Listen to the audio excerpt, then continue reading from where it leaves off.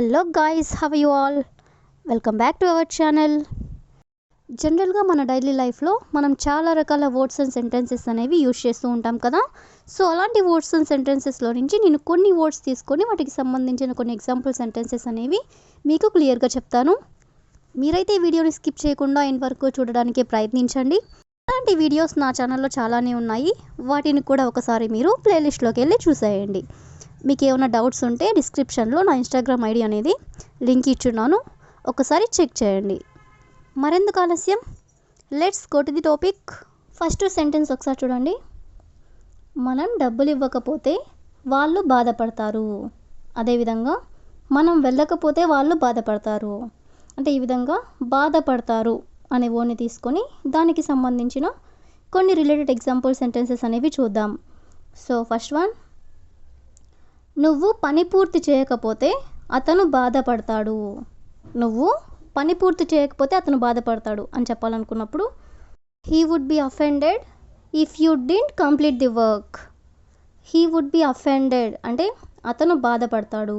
If you didn't complete the work అంటే నువ్వు పని పూర్తి చేయకపోతే. అదేవిధంగా నెక్స్ట్ వన్, మీరు మొబైల్ కొనకపోతే ఆమె బాధపడుతుంది. అంటే మీరు కనుక మొబైల్ కొనకపోతే ఆమె బాధపడుతుంది అని చెప్పాలనుకున్నప్పుడు she would be offended if you didn't buy a mobile. She would be offended అంటే ఆమె బాధపడుతుంది. If you didn't buy a mobile అంటే నువ్వు గనక అంటే మీరు గనక మొబైల్ కొనకపోతే. అదేవిధంగా నెక్స్ట్ వన్, నేను కాల్ చేయకపోతే అతను బాధపడతాడు. నేను కాల్ చేయకపోతే అతను బాధపడతాడు అని చెప్పాలనుకున్నప్పుడు he would be offended if I didn't call. He would be offended అంటే అతను బాధపడతాడు. ఇఫ్ ఐ డింట్ కాల్ అంటే నేను కాల్ చేయకపోతే. అదేవిధంగా నెక్స్ట్ వన్, మనం వాటిని తీసుకురాకపోతే వాళ్ళు బాధపడతారు. మనం వాటిని తీసుకురాకపోతే వాళ్ళు బాధపడతారు అని చెప్పాలనుకున్నప్పుడు they would be offended if you didn't bring those. They would be offended అంటే వాళ్ళు బాధపడతారు. If you didn't bring those అంటే if you didn't bring those అంటే మనం వాటిని తీసుకురాకపోతే. అదేవిధంగా నెక్స్ట్ వన్, నేను జాబ్ తెచ్చుకోకపోతే మా పేరెంట్స్ బాధపడతారు. అంటే నేను కనుక జాబ్ తెచ్చుకోకపోతే మా పేరెంట్స్ బాధపడతారు అని చెప్పాలనుకున్నప్పుడు my parents would be offended if I didn't get a job. My parents would be offended అంటే మా పేరెంట్స్ బాధపడతారు. If I didn't get a job అంటే నేను జాబ్ తెచ్చుకోకపోతే. అదేవిధంగా నెక్స్ట్ వన్, మనం వెళ్ళకపోతే ఆమె బాధపడుతుంది. మనం వెళ్ళకపోతే ఆమె బాధపడుతుంది అని చెప్పాలనుకున్నప్పుడు she would be offended if you didn't go. She would be offended అంటే ఆమె బాధపడుతుంది. ఇఫ్ యూ డింట్ గో అంటే మనం వెళ్ళకపోతే. అదేవిధంగా నెక్స్ట్ వన్, ఆమె అభిప్రాయానికి మీరు బాధపడతారు.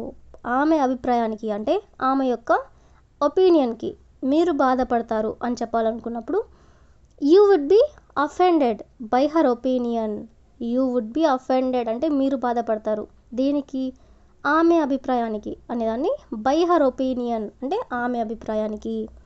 అదేవిధంగా నెక్స్ట్ వన్, మనం డబ్బులు ఇవ్వకపోతే వాళ్ళు బాధపడతారు. అంటే మనం కనుక డబ్బులు ఇవ్వకపోతే వాళ్ళు బాధపడతారు అని చెప్పాలనుకున్నప్పుడు they would be offended if you didn't give money. They would be offended అంటే వాళ్ళు బాధపడతారు. If you didn't give money అంటే మనం కనుక డబ్బులు ఇవ్వకపోతే.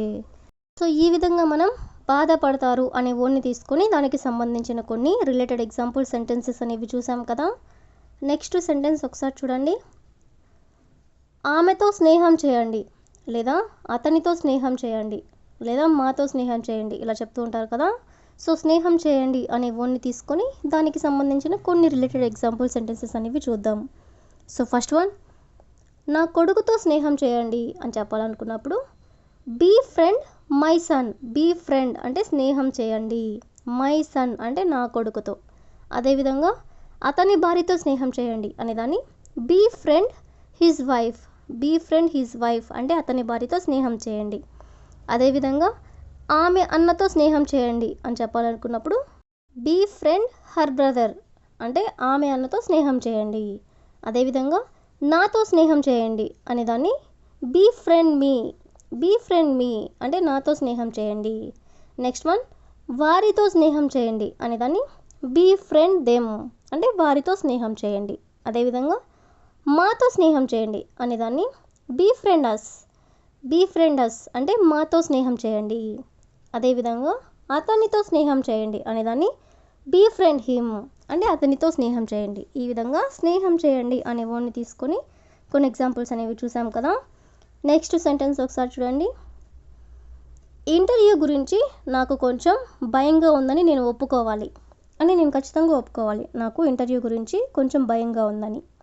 అదేవిధంగా అతను పరిస్థితిని బాగా హ్యాండిల్ చేశాడని నేను ఒప్పుకోవాలి. అంటే ఈ విధంగా నేను ఒప్పుకోవాలి అనే వర్డ్ని తీసుకొని దానికి సంబంధించిన కొన్ని రిలేటెడ్ ఎగ్జాంపుల్స్ అనేవి చూద్దాం. సో ఫస్ట్ వన్, ఆమె మంచి వ్యక్తి అని నేను ఒప్పుకోవాలి. అంటే ఆమె మంచి వ్యక్తి అంటే నైస్ పర్సన్ అని నేను ఒప్పుకోవాలి అనేదాన్ని I must admit that she's a nice person.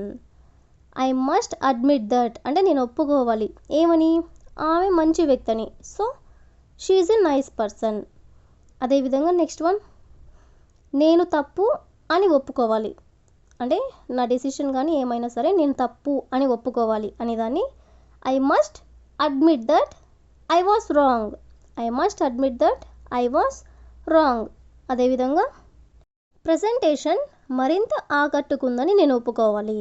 అంటే ఇంకొంచెం ఇంప్రెసివ్గా ఉందని నేను ఒప్పుకోవాలి అనేదాన్ని I must admit that the presentation was more impressive. I must admit that the presentation was more impressive అంటే ప్రజెంటేషన్ మరింత ఆకట్టుకుందని నేను ఒప్పుకోవాలి అని. అదేవిధంగా ఆమెకి గణితంలో మంచి నైపుణ్యం ఉందని నేను ఒప్పుకోవాలి. అంటే ఆమె మ్యాథ్స్లో షీఈస్ గుడ్ అని నేను ఒప్పుకోవాలి అనేదాన్ని I must admit that she's good at maths. I must admit that అంటే నేను ఒప్పుకోవాలి షీఈస్ గుడ్ ఎట్ మ్యాథ్స్ అంటే ఆమె గణితంలో మంచి నైపుణ్యం ఉందని. అదేవిధంగా అతను పరిస్థితిని బాగా హ్యాండిల్ చేశాడని నేను ఒప్పుకోవాలి. దీన్ని మనం ఎగ్జాంపుల్ సెంటెన్స్గా చెప్పుకున్నాం కదా. సో దీన్ని ఇంగ్లీష్లో I must admit that he handle the situation very well. I must admit that అంటే నేను ఒప్పుకోవాలి హీ హ్యాండిల్డ్ అంటే అతను హ్యాండిల్ చేశాడని. ఏంటి, ద సిచ్యువేషన్, వెరీ వెల్ అంటే బాగా. సో ఈ విధంగా మనం నేను ఒప్పుకోవాలి అనే వర్డ్ని కూడా తీసుకొని దానికి సంబంధించిన కొన్ని రిలేటెడ్ ఎగ్జాంపుల్స్ అనేవి చూసాం కదా. So that's all for today. I will ask you A question for you. అతను నాకన్నా బాగా చదువుతాడని నేను ఒప్పుకోవాలి. అతను నాకన్నా బాగా చదువుతాడని నేను ఒప్పుకోవాలి. So if you know this one in English, please you can comment in the comment section. Thank you for watching.